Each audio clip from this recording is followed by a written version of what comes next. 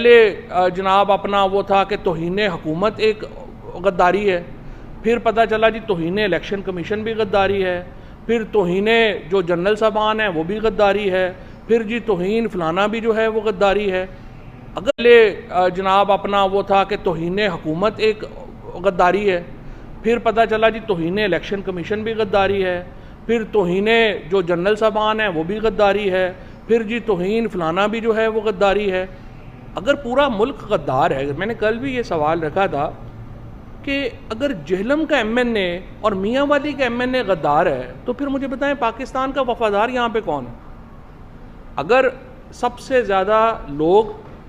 जो इस वक्त फ़ौज के अंदर जो शहादतें होती हैं वो तो मेरे लोगों की होती हैं,